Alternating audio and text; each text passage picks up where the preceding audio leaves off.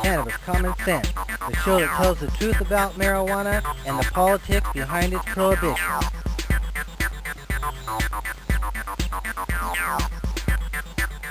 Hello and welcome to another exciting edition of Cannabis Common Sense.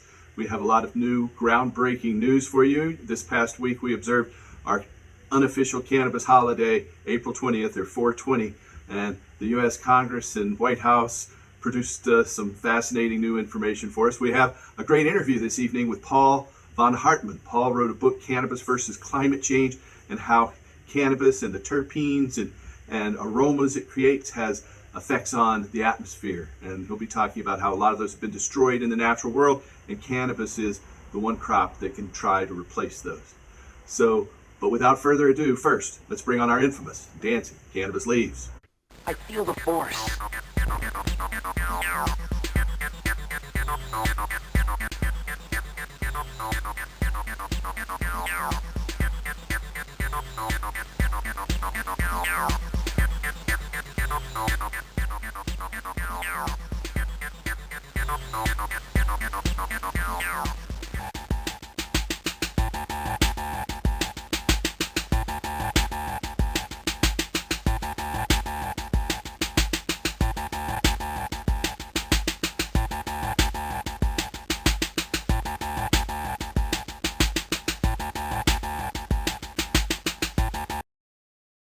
Our first story tonight comes from Washington, D.C. Members of the House of Representatives voted on Monday in favor of a standalone piece of legislation, the SAFE Banking Act, to remedy the ongoing inconsistencies between state and federal marijuana laws. In a vote of 321 to 101, House members approved H.R. 1996 in a bipartisan vote. The SAFE Banking Act, which would create a legal safe harbor for financial institutions to engage in business relationships with state licensed and regulated cannabis companies. For the first time since Joe Biden assumed the presidency, a supermajority of the House has voted affirmatively to recognize that the legalization and regulation of marijuana is a superior public policy to prohibition and criminalization. However, the SAFE Banking Act is only a first step in making sure that these state legal markets operate safely and efficiently. The sad reality is that those who own or patronize the unbanked businesses are themselves criminals in the eyes of the federal government, which can only be addressed by removing marijuana from the list of controlled substances. To date, over 40% of Americans reside in a jurisdiction where transactions involving the sale of cannabis have been approved under state law, and the majority of Americans live in a state where medical cannabis sales are permitted. Federal law currently defines all marijuana-related endeavors as criminal enterprises, including those commercial activities that are licensed and legally regulated under state laws. Therefore, virtually no state-licensed cannabis businesses can legally obtain a bank account, process credit cards, or provide loans to small businesses and entrepreneurs.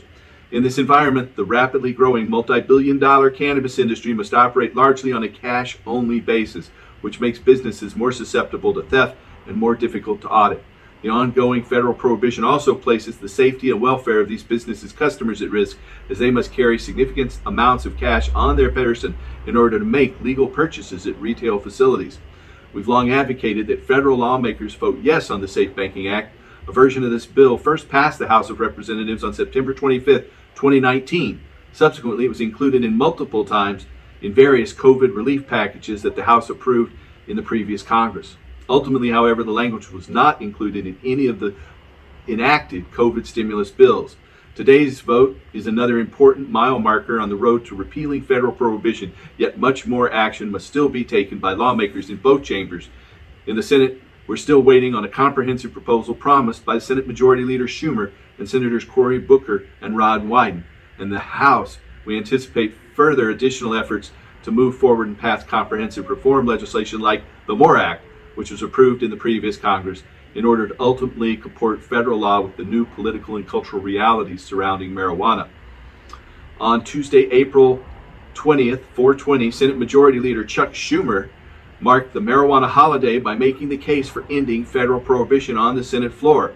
In a speech, the senator said, quote, April 20th is a very unofficial American holiday, and the occasion is an appropriate time to take a hard look at our laws that have over-criminalized the use of marijuana and put it on par with heroin, LSD, and other narcotics that bear little or no resemblance to their effect on either individuals or on society more broadly. end quote. Schumer continued, quote, "The war on drugs has too often been a war on people, particularly people of color. Hopefully the next time this unofficial holiday 420 rolls around, our country will have made progress in addressing the massive overcriminalization of marijuana in a meaningful and comprehensive way," end quote. Majority Leader of the United States Senate Chuck Schumer said. And to that end, the Majority Leader discussed efforts he's leading alongside Senate Finance Committee Chairman Rod Wyden of Oregon and Senator Cory Booker to draft a bill to federally legalize cannabis, which he said will be introduced, quote, "in the near future," end quote. Schumer said that the legislation will be comprehensive and that lawmakers are working to incorporate other reform components, such as providing explicit protections for banks that works with state legal marijuana businesses. Schumer said, quote, "It's time for change. I believe the time has come to end the federal prohibition on marijuana in this country," he said from the House or the Senate floor. He went on, quote, "In state after state, through ballot initiatives and constitutional amendments, the American people are sending a clear message that they want this policy changed," end quote. "I'm glad our work is finally getting to them."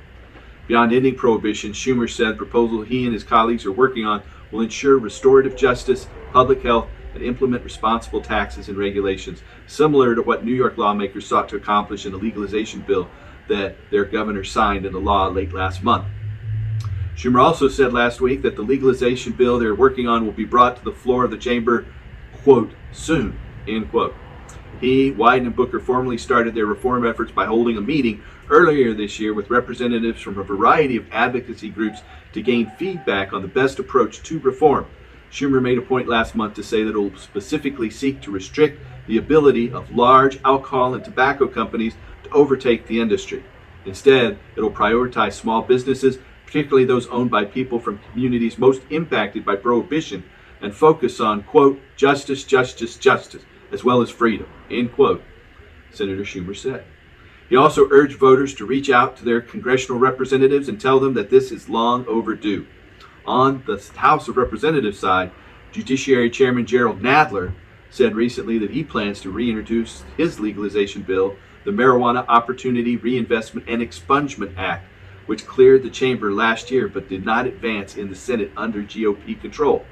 Now the Democrats have majority in both chambers as well as the White House. There's a sense of optimism among advocates that broad reform is achievable in this Congress. Also, on Tuesday, April 20th, the unofficial cannabis holiday, White House Press Secretary Jen Psaki at a press conference declined to say whether President Joe Biden would sign or veto a bill to federally legalize marijuana if it arrives on his desk, noting that his cannabis policy position is at odds with broader proposals that congressional Democratic leaders are working on.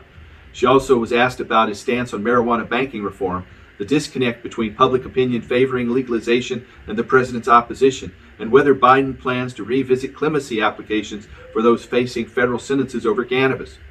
The non-committal response to the legalization question comes on the unofficial cannabis holiday, 420, Tuesday, April 20th, a day that's seen a wide range of politicians, including Schumer, voice support for comprehensive marijuana reform.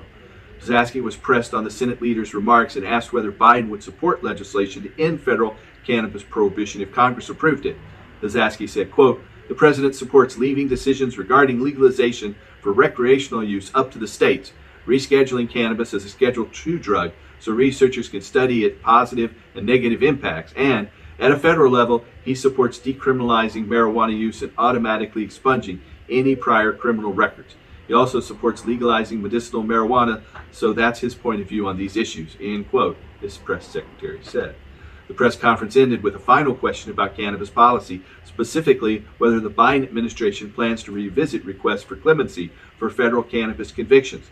The reporter cited the case of Luke Scarmazzo, who was sentenced to 22 years in federal prison just 2 years ago for operating a state legal medical cannabis business in California as an example. The reporter asked, quote, "Given, as you've noted in the briefing, the president's support for decriminalization, support for expunging exactly these types of offenses, are there any plans to revisit some of those bids for clemency?"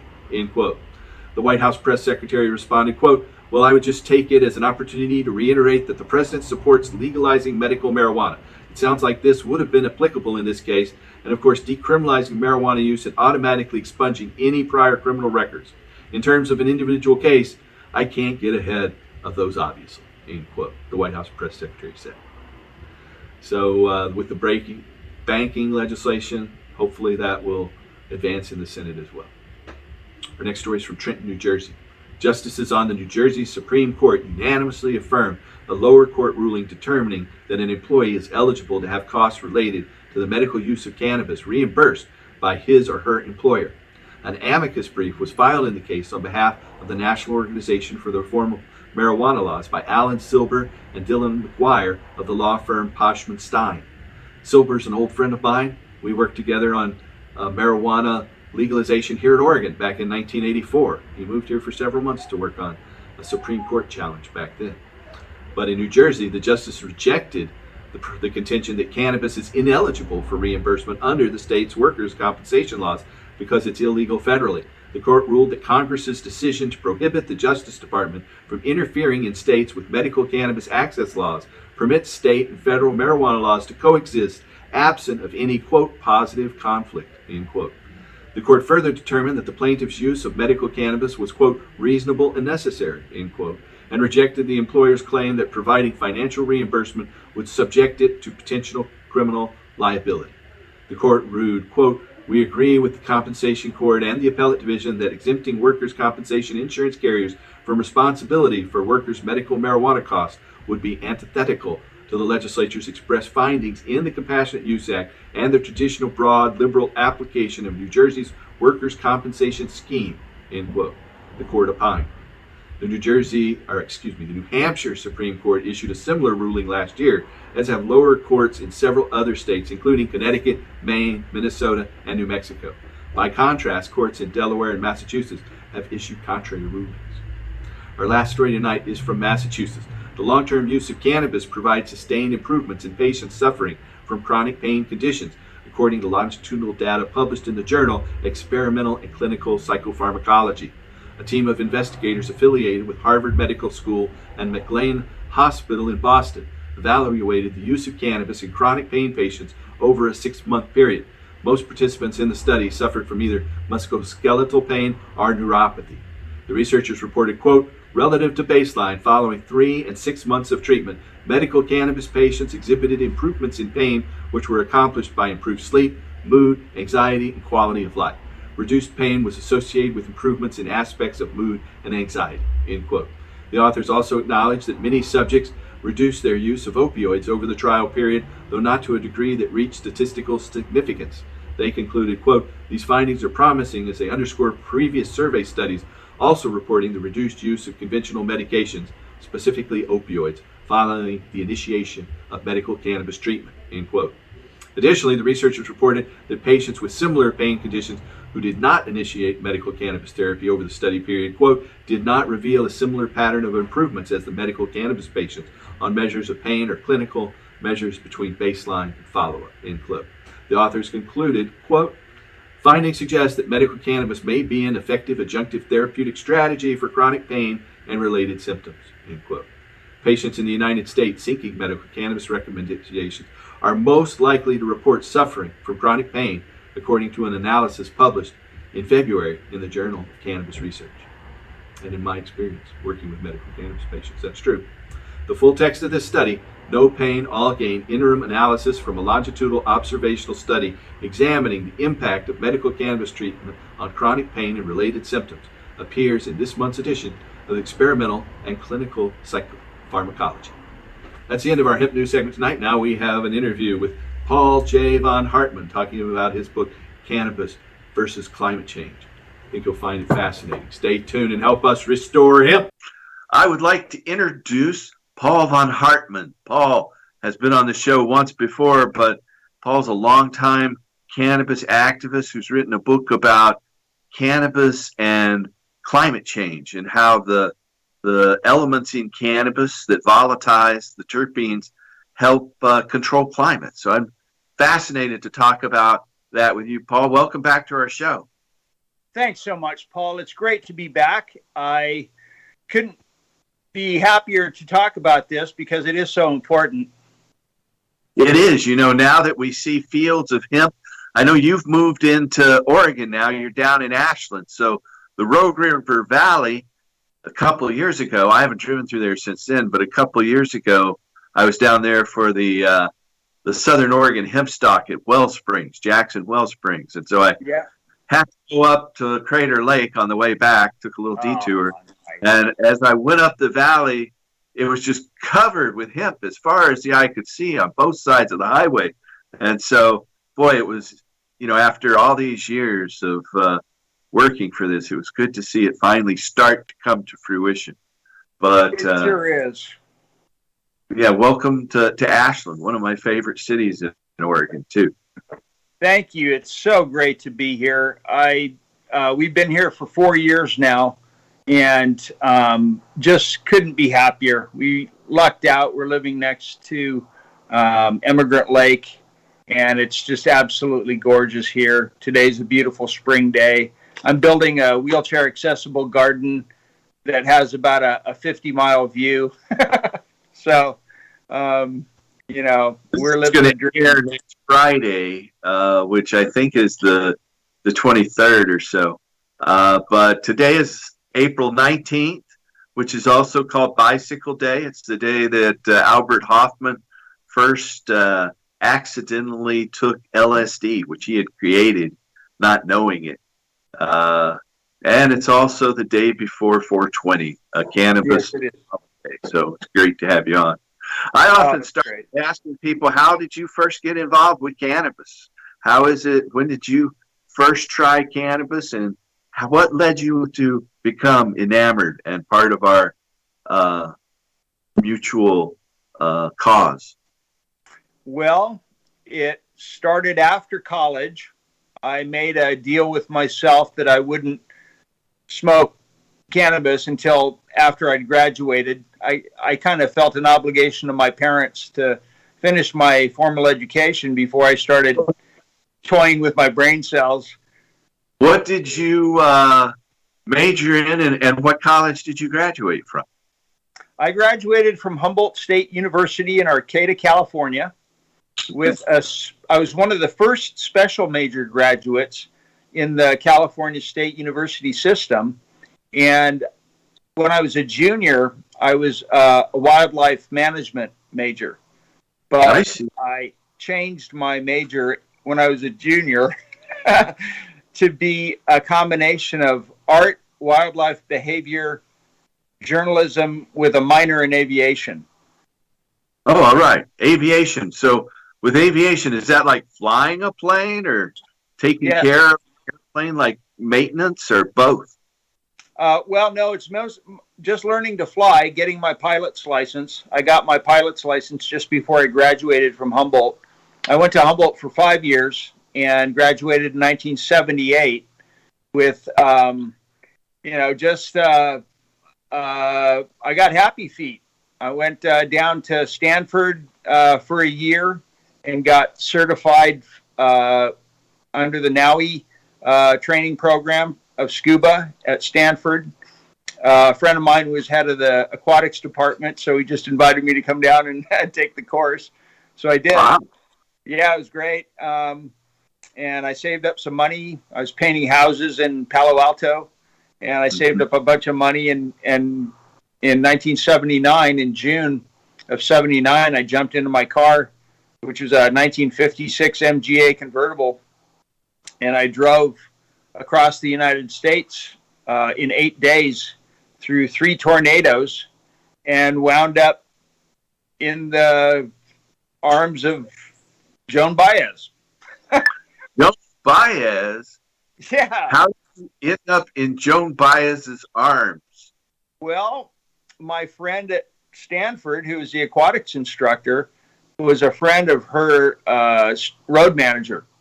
And so when he heard that I was heading for the East Coast, he told me that he had a couple of backstage passes.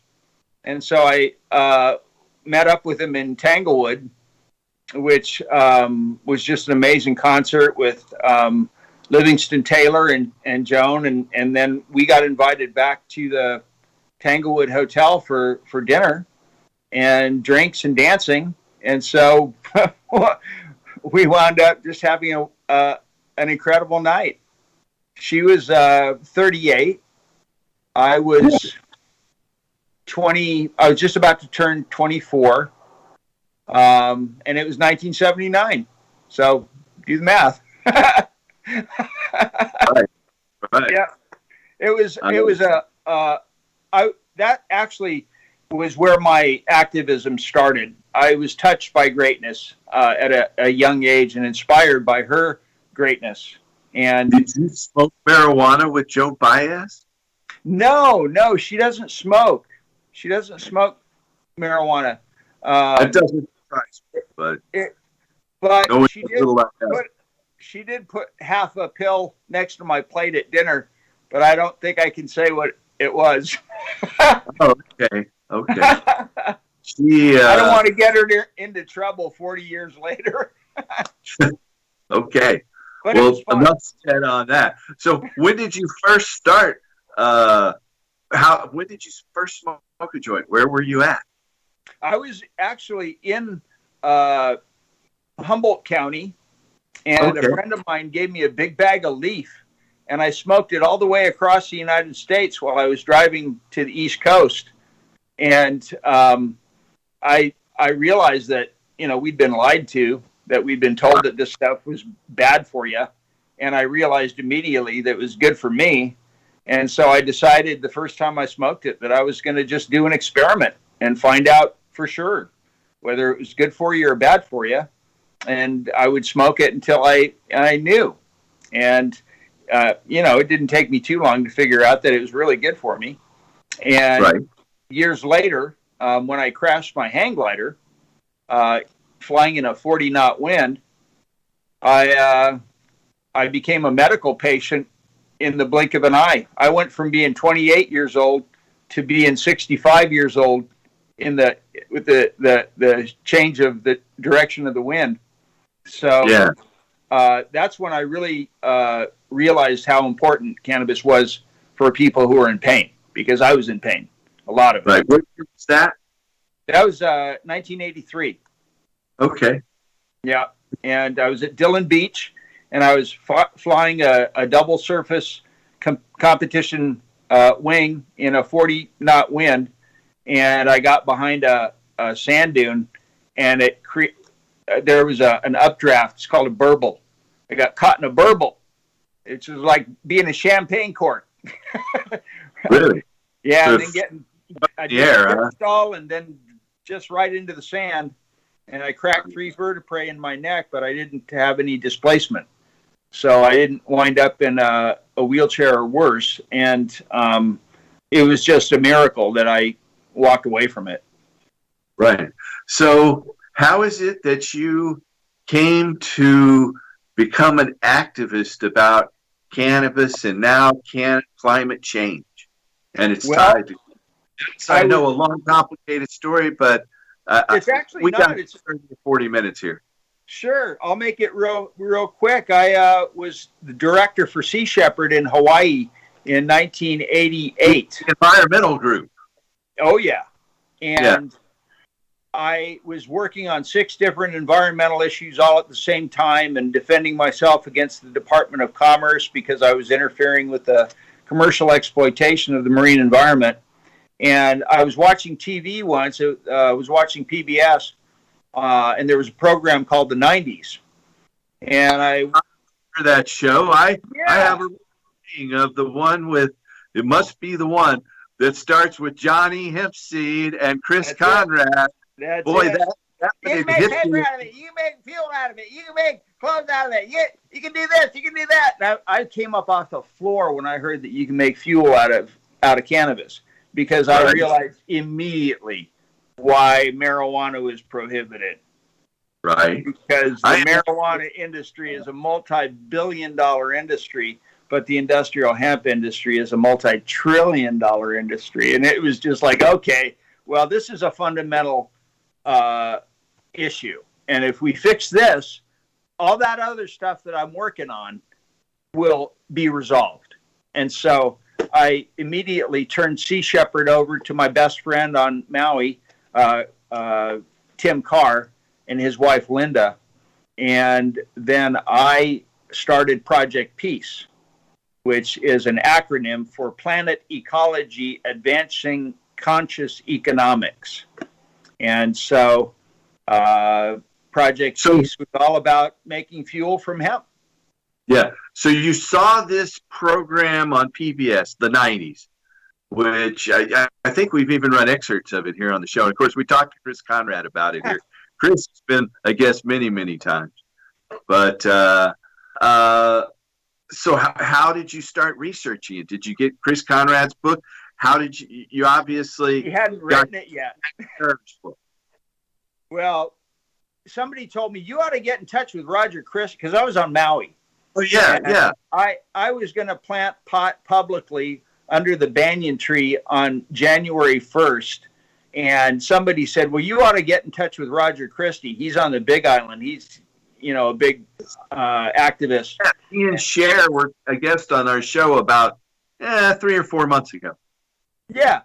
Well, he... That's 2 shows with him. Well, he flew over from the Big Island for the planting. But before that happened, I followed George Bush around Pearl Harbor for the 50th anniversary of the bombing of Pearl Harbor in 1991. And I had a copy of The Emperor Wears No Clothes that Roger had given to me, and signs that said, you can't honor the dead by ignoring the living.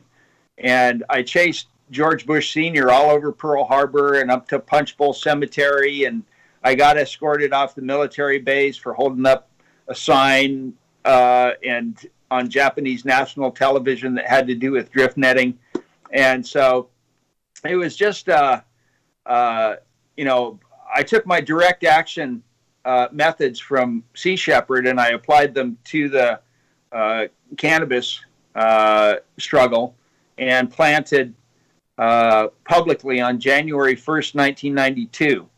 And you can see that planting on Vimeo in my film, Cannabis versus Climate Change, because Roger's girlfriend, L.B. Johnson, who now lives up in Grants Pass, she filmed the event, and we had the event recorded for posterity. And now 30 years, that was 1992, January 1st, New Year's Day, 92. And then a year later, I planted it publicly on the steps of the state capitol in Sacramento with Richard Davis, showed up with his truck full of hemp. The Hemp Museum, the late, great Hemp Museum. The famous Hemp Museum. He's been gone about a decade or so, but boy, he certainly made an impact too. He still makes an impact. That man will never die. He was just, his presence and his knowledge were both so penetrating. He will always live in my heart. I miss Richard a lot. And he showed up. Viewers do as well. I know that as a fact. Yeah. I'm actually in touch with the folks that are living at his place out there in Mendocino at his farm. And with his wife, she's still out there, and I'm trying to think of her name now, and it escapes me. But I just talked with her on Clubhouse the other day. But she's a wonderful person. I don't think she and I have ever met in person, but she's and her circle of friends are carrying on Richard's legacy. And he's the first one to write a book specifically about cannabis and climate change. I didn't read it until after he's got a wonderful book where he talks about the sequestration and, a lot of the other, aspects of cannabis and climate. But I didn't know about his book until after I'd written mine, and suddenly I'm going, what? Richard already did this. I didn't even need to write this book. One of the most famous acts that I think of, well, you did, so good. One of the most famous actions when I think of Richard Davis is at the Phoenix, Arizona Super Bowl. I don't remember the exact year, but at the Phoenix, Arizona Super Bowl, Richard had his hemp museum, and he had purchased lots of the little tax stamps from the Arizona. You remember they used to have these tax Yeah, stamps. I remember that. They would, criminalize this. If you'd be arrested for possession of marijuana, you'd be arrested for growing marijuana, and then they'd also charge you for not buying their little tax stamp too. So it was just like another hammer in their way to oppress us. But bought a bunch of those and set up at the Super Bowl and sold marijuana in the parking lot publicly and sent out press releases. So it made national news. I remember that. I think he got it all thrown out because he had the tax stamp, and they didn't want to. He was just so charming too. He's just a charming character. He was right out of Central Casting. He was the perfect spokesperson for this culture because he had so much presence. He was a hardworking guy. You could see it in his face. That guy spent a lot of time out in the field. He knew his stuff, not just cannabis, but gardening. He was a master. He wouldn't say that, but I will. He was a master gardener and grew lots of beautiful things on his farm. But he also was just so grounded. He was like salt of the earth guy. And it was like he brought history to life because of who he was. And he had his museum, so he had all this stuff, but he also was like that old time hemp farmer that you just have to respect him, no matter who you are. So you were an established environmentalist when you first saw about hemp's environmental aspects on this PBS show. How is it that you learned about it, became active, and wrote your book? Well, I was reading a Guardian news article in 2006. It was actually exactly a year before my son was born. So I can remember the date. It's April 13th, which also happens to be Thomas Jefferson's birthday. All right. It also happens to be Butch Cassidy's birthday. And so on April 13th, 2006, I read an article entitled Fragrance of Pine Forests Helps to Slow Climate Change. And so I'm reading this article, and they're talking about the terpenes in the atmosphere from the pine forest, the boreal forest. And they're saying how half the boreal forests have been cut down to make paper mostly. And I'm reading this article, and they're talking about the increasing UVB radiation that's broiling the planet. They didn't say that. I did. After I read the article, I said, well, this is global broiling. Forget global warming. This is global broiling. And so I went around online and I found all the different monitoring stations on the planet where they've been monitoring UV radiation since 1988. And I plotted the graph, and it was like, holy crap, this is serious. This is even more of a threat than global warming. And so I just logically, I already knew about terpenes because I'd spent time at the Swiss Federal Research Station near Bern, Switzerland, with Vito Mediavia, who just gave me the cooks. He welcomed me like family and just took me around the research station and told me all about terpenes. I went and dealt with the folks at the Swiss Federal Drug Policy in 1998 and 99. They had the Droleg petition that was up for a vote, which DEA spent $10 million in a country of less than 6 million voters to defeat Switzerland. But it would have legalized marijuana. Well, actually, it did legalize marijuana for 5 years. Yes. Marijuana became legal as soon as they got enough signatures. Yeah. And then that was 1997. And then the vote in 2002, they just got 48% of the vote. And I was there in 97 and 2002. I was at Chandra Info in 2002. Ah. Do you remember Chandra Info and Andre Sports? Cannabioland in Freeburg. Just a huge farm with 10 hectares growing cannabis quite publicly. You can see it in my film because I went there specifically to film it. And I stayed there for a couple of weeks with Andre Furst, who is the head honcho there, and it was his baby. And he had a hemp congress, essentially, where he invited people from, Europe and other places to come. And they had displays, and they had the old ancient machines running. They fixed them up and painted them real nice, and people were serving hemp lemonade and hemp flavored wine.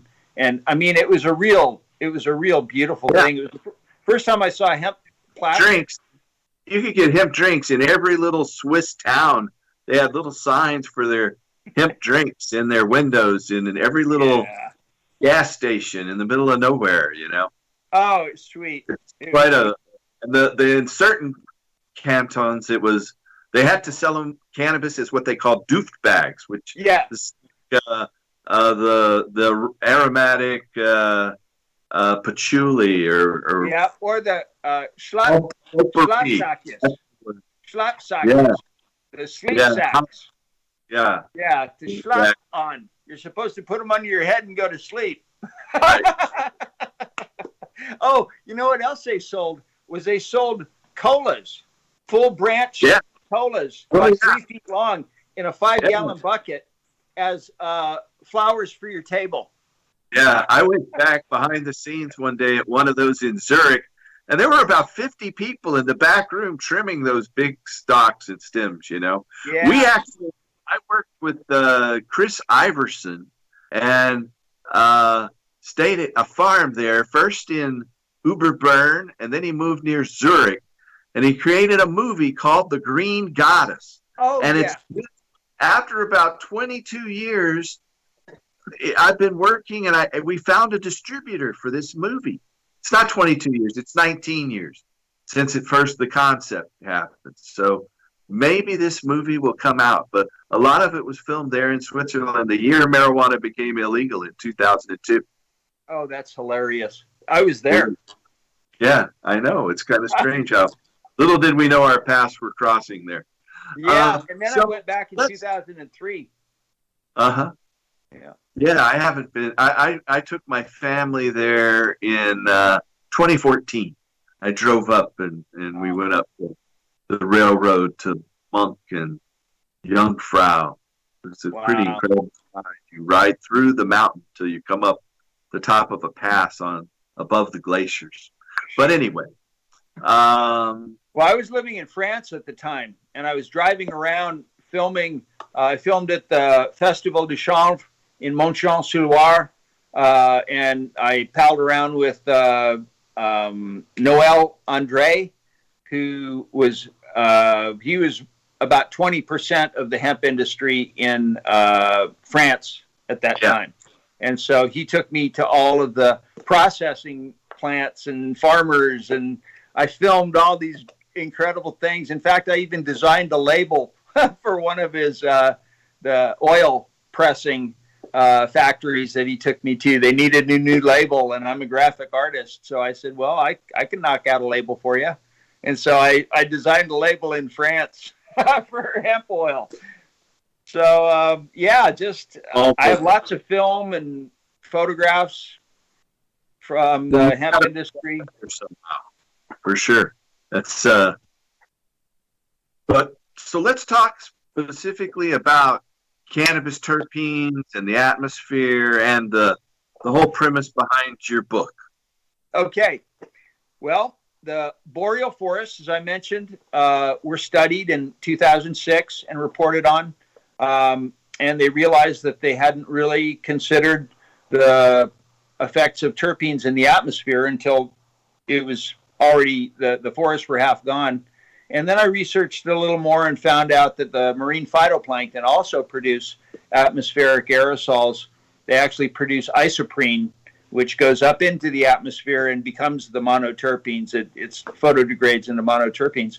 And what's interesting about the monoterpenes is they act like little crystals, little liquid crystals in the sky, and they refract solar radiation away from the planet, and they seed bright and persistent clouds.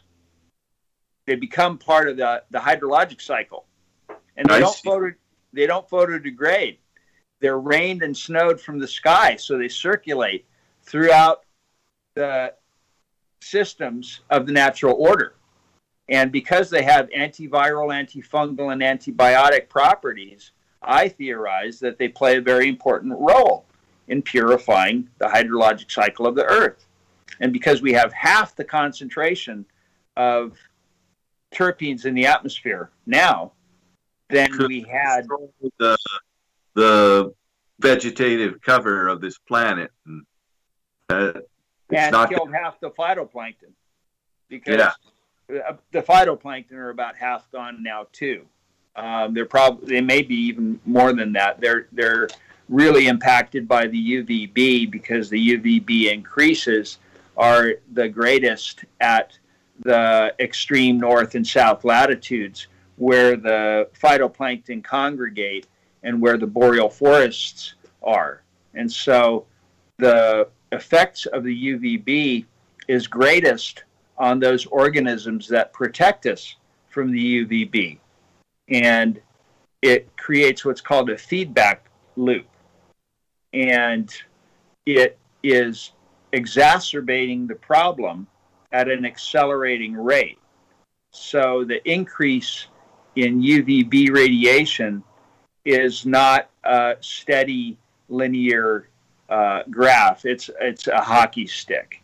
And we are at the point in our awareness of these things where we don't even have time to quantify these vast areas of the planet are impossible to quantify anyway, but particularly at sea.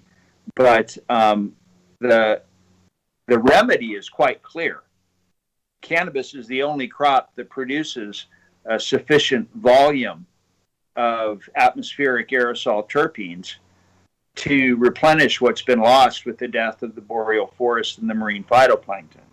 And so even before we sequester the carbon out of the atmosphere, we have to replenish the terpenes, because right now the carbon is shading the planet a little bit. And if we remove the carbon without replenishing the terpenes, we will cauterize the surface of this planet with UVB radiation. And that's really not good, because there's nothing good about UVB radiation. It causes immune suppression, genetic mutation, abnormal cell division, reduced harvests, increased materials degeneration, and it also increases the solubility of mercury, arsenic, and selenium compounds out of aqueous solution.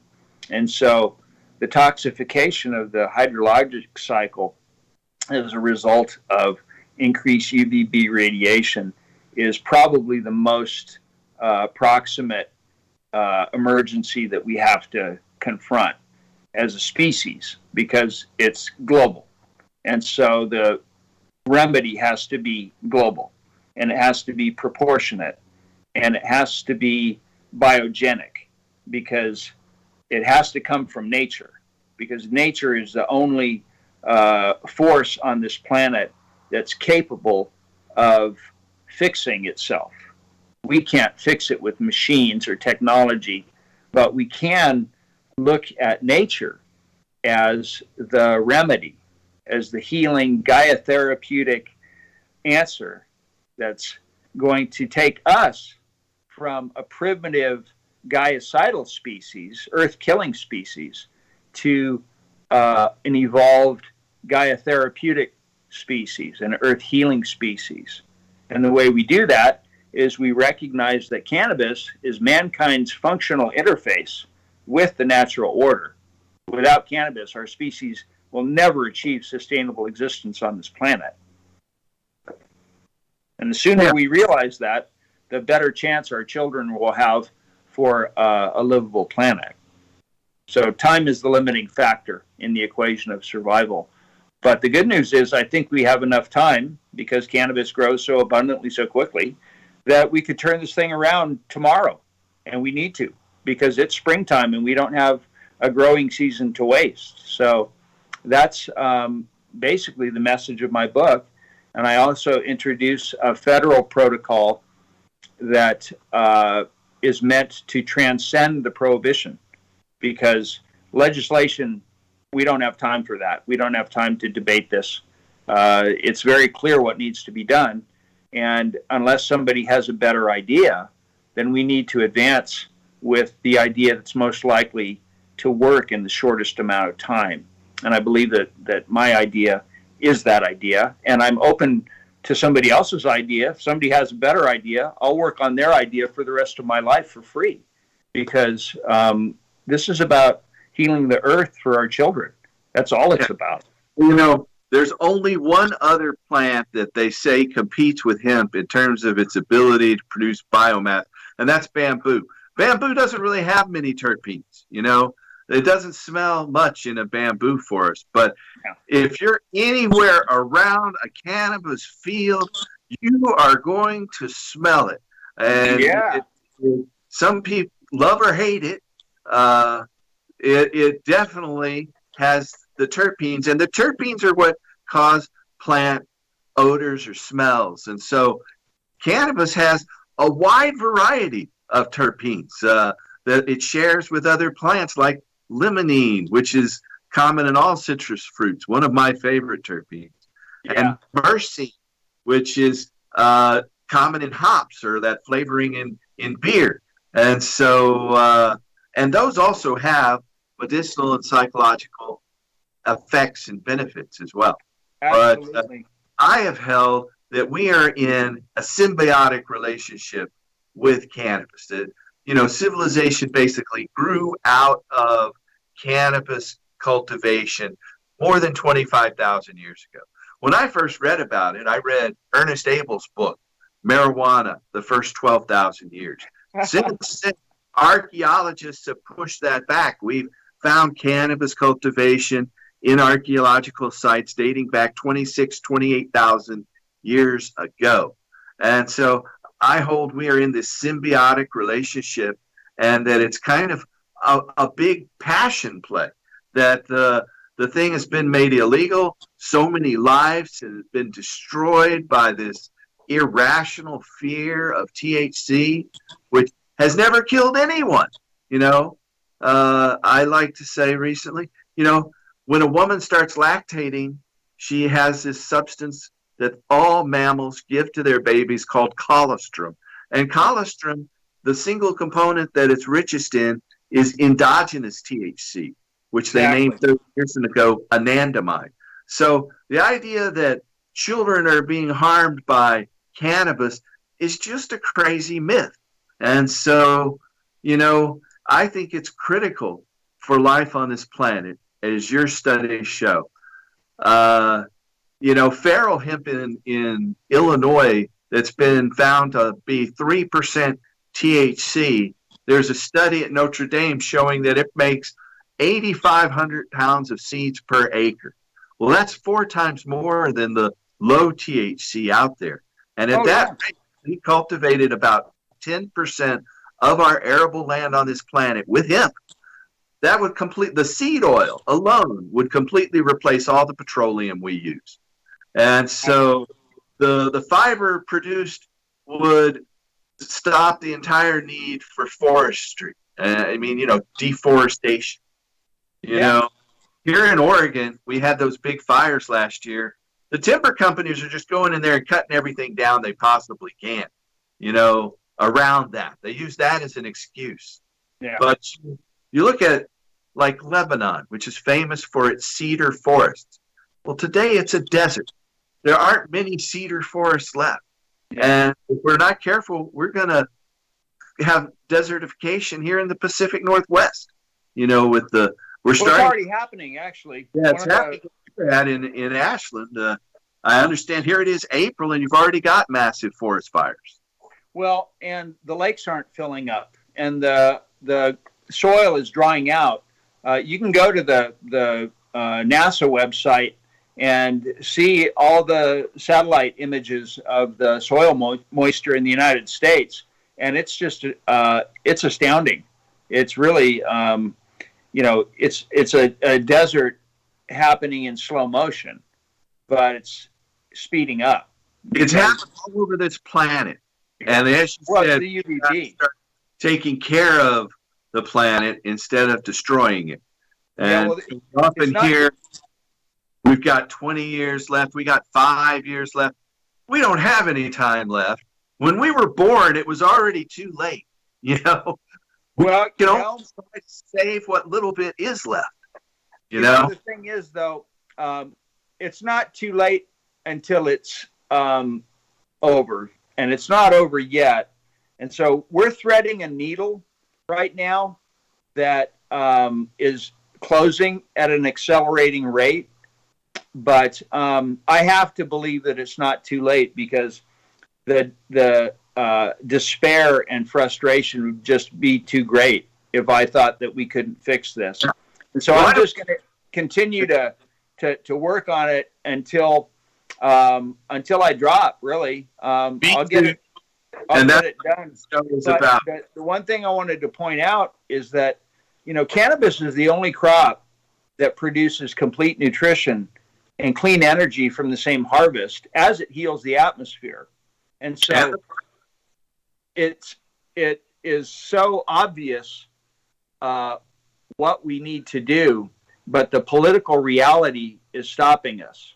And so the political reality is supported by the fossil fuels, nuclear industry, and the military industrial complex. That's the inertial economics that we were born into. Did you know Gatewood Galbraith, the Kentucky? Oh, yeah, of course.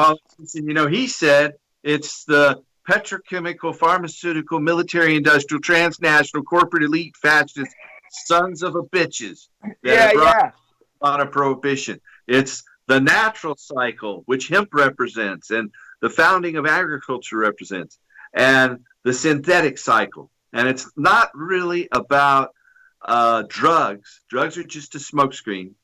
This is synthesize, but it's really about money and power and the continued centralization of economic and political control. It's exactly what it is. It's many times, but I'll rant a little. The economic disparity is a greater threat to our existence than climate change, because when you have 1% that owns most of the resources and controls most of the resources, that's a recipe for revolution. And I like to think that the evolution of revolution is revaluation. If we can revalue cannabis from illegal to essential, then we can recognize that it can't truly be illegal.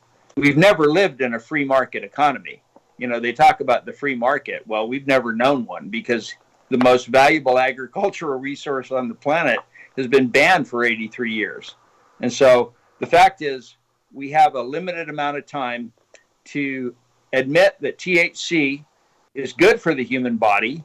At the time those laws were passed, they didn't even know about the endocannabinoid system. But the fact is that drugs don't make seeds. Herbs make seeds. And how can we follow people and obey people who don't even know the difference between drugs and herbs? You can make a drug from an herb, but you can't make an herb from a drug. And so if people want to heal this planet, then we have to look at the most healing agricultural resource on Earth and apply it to the systems of the planet that need healing. And starting with the terpenes in the atmosphere. Because if we don't heal the terpenes in the atmosphere, then it really won't matter what else we do. We'll achieve a ripping point of the natural order from which we can't recover. And if we make that choice, then our children will be the ones who suffer the worst for our failure to do what needs to be done in a responsible way. And there's no reason to not plant cannabis and to admit that THC is good for the human body, and to proceed in freedom. Our freedom to farm every herb-bearing seed is the first test of religious freedom. That's at the California Cannabis Ministry blog.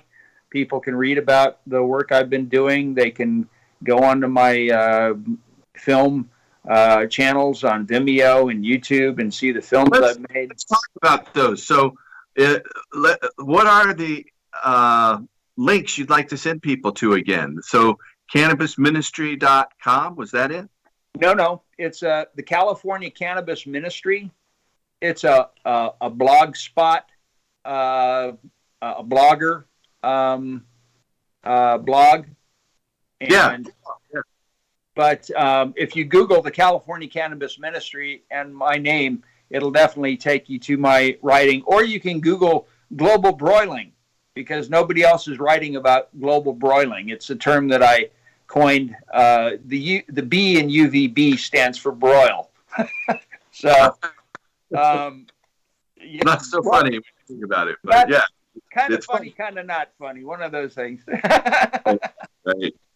I try to laugh, even though I'm reporting, Debbie Downer news, because it's easy to get depressed about it. But there's no profit or no healing in being depressed. So I try to keep it light. If someone wants to get your book, what's the name of your book, and is Amazon the best place to get it? That's kind of out of focus. I will read it then. It's Cannabis versus Climate Change. How hot does Earth have to get before all solutions are considered? That's the subtitle. And it's available on Amazon. If people want to email me directly, my email is projectpeace@yahoo.com, or they can find me on Twitter @projectpeace.